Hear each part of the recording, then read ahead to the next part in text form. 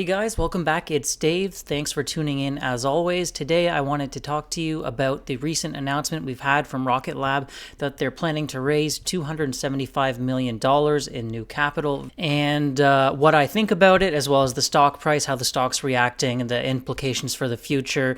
And let's just talk about it because it's a pretty big deal. The stock's moving big, and a lot of people are a little nervous about it or have some different theories as to why it's happening. But as a lot of you know, this is something I've been predicting for quite a while now. So yeah, I'm really not too shocked to see it happen, and definitely not too upset by it. Hopefully you're not as well. I know it's never nice to see your investment value go down, even over the short term. Before we dive into all that though, I hope you will consider hitting subscribe by the end of the video. It always helps so much to see that subscriber number grow.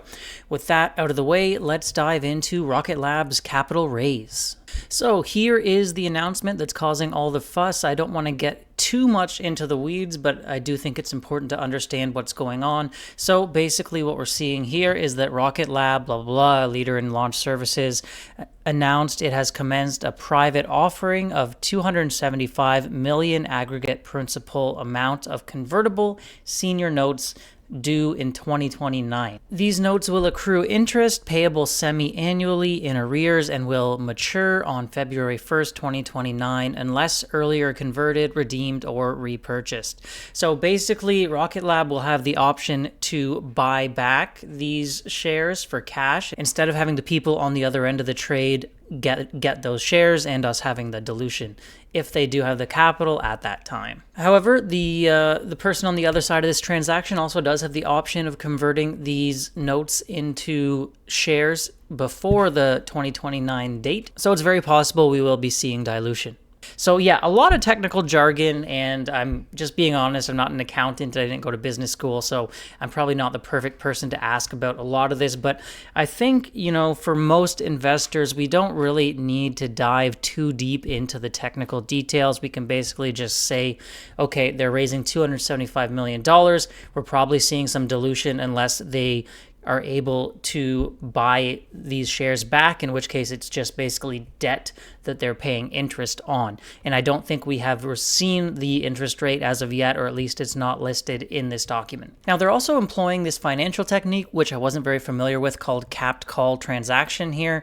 Capped call, which basically is attempting to limit the impact of dilutions on shareholders through secondary agreements with other companies. I'm not looking to dive too deep into the weeds here, but they're looking to reduce the impact of any dilution events, so I suppose that's a good thing. Now, obviously, as you would expect with a dilution event, we are seeing a big drop in the after hours, so we did have a red day today, down 2.6%, but after hours we're looking like we're down 10%, so fairly substantial. Stock trading at the $4.36 range. After hours, not too reliable though, and anything can happen. I would definitely watch the open closely tomorrow to see what's going to go on. So if you have been looking to add shares or looking to do anything around the stock, this is definitely a big event where we are seeing a stock price cheaper than it has been in a while. So before we go into a little bit more data around this, I figured I'd just share my initial impressions. Basically, as I said, I've been expecting a dilution event for a while now, and it doesn't shock me too much. Not too upset, and I think it is the right move just to make sure the company is very safe and they don't get into any financial trouble, because once your cash balance starts getting really low, that's not when you want to try and look to raise money, because investors in the company kind of sense the weakness and start selling. That causes your share price to drop even lower. That means it's even harder to raise capital and you lose even more equity, and the process continues. So getting out ahead of it is usually always a good idea. Now, the other thing is I can see some investors potentially getting upset because when the company came public through their SPAC and raised $780 million, they did say this would be enough capital to see them through to profitability. And Clearly, that's not what's happening here, right? So they're raising additional capital. I can understand being upset, but I do think a lot of progress has been made in the interim, and they have made a lot of acquisitions and spent a lot of money on Neutron that should hopefully pay off. Looking at those 4 big acquisitions on the space system side, I think they paid something like 40 million, 80 million, 40 million, and 40 million. So, a good chunk of change, but those are now, along with their internal investments, paying off at a rate of $50+ million per quarter in revenue. So, growing extremely rapidly, and it's not like the money is a net zero, right? It's paying off in that it's allowing them to grow the company faster. And the other thing to keep in mind is, even though Rocket Lab as a pie, your slice of it is now a little smaller, the overall pie is $275 million bigger because the company now has an extra $275 million in the bank. So it's not the end of the world from that point of view either. But yeah, as I said, I can see why people would be upset. I've expected this for a while, watching the financials closely and thinking about how long it will take them to get profitable, how much money they're burning. To me, it just seems like the right move. Also, the language the company has been using around this has kind of trended in that direction lately. So before, they were saying we have enough cash to get to profitability, and we have enough cash to complete Neutron, and then it was we have enough cash to get a Neutron to the pad, which, is clearly very different from becoming a profitable business. So it seemed pretty clear to me. I know a lot of other people were dead set that they wouldn't need to raise capital, but I've been thinking that they would for a while now. Of course, I would have loved for the stock price to be at like an $8 range when this occurs, but you know what? It's okay. It was at the 5s. My cost basis is 4.5, so I'm not really that upset anyway, and I think it really secures the financial future of the company. 275 million should definitely be more than enough to get to profitability along with what they have in the bank. And one thing I don't like about stocks and, the internet and YouTube and all that stuff is when people move the goalposts. So they're a fan of a company and they basically keep moving what they say the company should accomplish. So if the company doesn't do what they say they were going to do, they're still, make an excuse and move the goalpost. So I'm setting a goalpost right now for today, and I'm sure I'll clip this and we'll go back to it. If Rocket Lab needs to raise additional capital, I will be unhappy. I do hope that this is it and they reach profitability after this raise. I don't want to see a future capital raise down the line. I'm not going to go back and say, 3 years from now, they raise more money. I will not say, oh yeah, I'm happy and this makes sense and it was the right thing to do either. I'm going to say that as of today, I think they should be done. And if they are not done, I will be upset. So that's the goalpost. That's the target I'm setting. They have to reach profitability now with money in the bank plus this 250, or I'll be quite unhappy. Let me know how you feel about it down in the comments. Will you be okay with it if they did raise additional money beyond this? And are you okay with this capital raise? One question some other people are asking or thinking about is maybe this money is for some sort of new acquisition that we can all be excited about. Personally, I don't think so. I think it's just to ensure they have enough money for Neutron spending and continued growth of their space systems division to get through to profitability. I could be wrong, of course. They could announce tomorrow they're spending $180 million on some other new company out there that will get added to space systems. But I doubt it, and I think I wouldn't be happy if it did happen because, as I've said previously, I want the buffer. I don't want them to reach profitability by the skin of their teeth, right? With not a lot of cash left in the bank. So I do want that balance sheet to feel very secure because it's very important that investor confidence remains in the company. Let me know, though, if you do think they will be making an acquisition and what kind of company it would be. Always interested to hear about that. Anyway, so now back to some data. I did just want to share some charts that I made as a part of my valuation model a while back, thinking about how much the stock would be worth and basically forecasting the cash balance of the company. So what you can see here is, on my model, which is fairly bullish, The company does not run out of money, which is obviously a good thing, but they do start to get pretty close. If you look at the bottom of the curve, we're looking at $132 million remaining.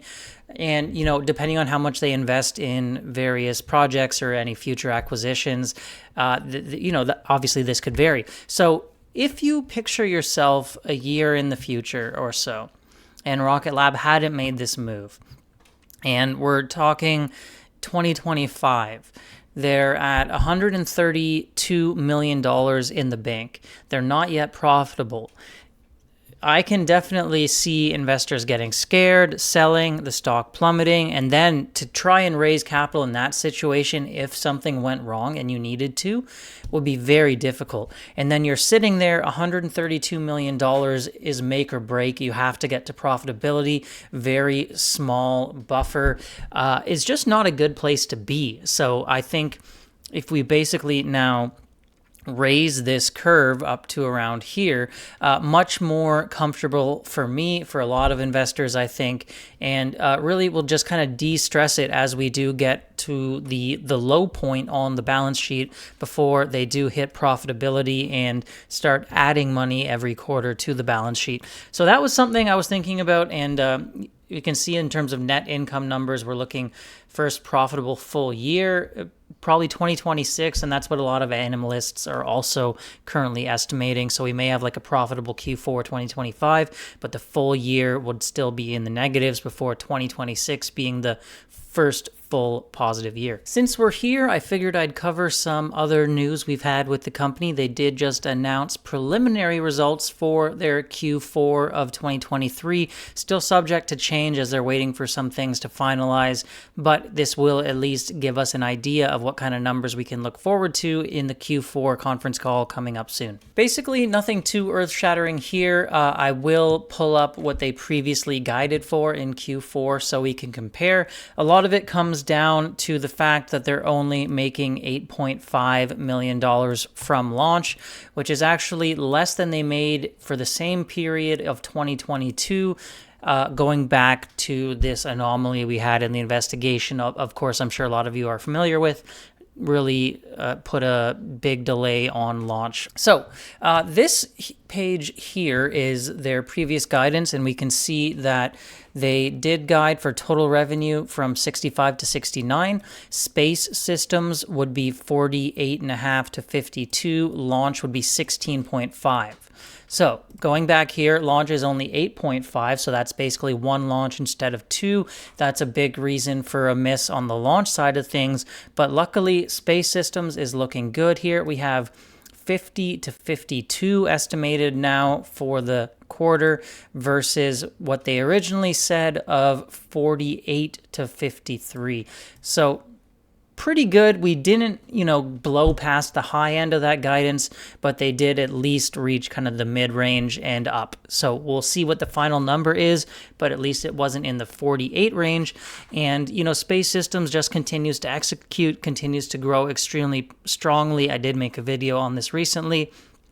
It is, for me, probably the brightest spot in the company right now, at least when you look at the financials. I know Neutron looks really exciting, but obviously it's not yet contributing to the bottom line. Now, talking about GAAP gross margin and non-GAAP gross margin, for GAAP gross margin, we are going to have 24.8 to 26.8 versus initial estimates were 24 to 26. So they're shifting gross margins up by 0.8 or ever so slightly. And to me, that's really good news considering the fact that they're one launch short and amortizing all those costs around launch infrastructure and all the rest for just one launch is very hard on the company, showing really the strength of the Space Systems side of the company yet again, because one launch is obviously not the way to run a profitable business. In terms of adjusted EBITDA loss, I'm never too big on these adjusted ones, but it's mostly adjusted for, dilution, issuing new shares.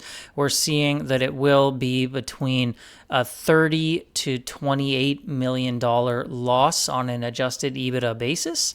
and what they did guide for was 23 to 27. So that's actually higher losses than we were expecting. So margins were a little bit better, but the slight growth in space systems of around maybe 2 million is not enough to make up for the big miss in launch.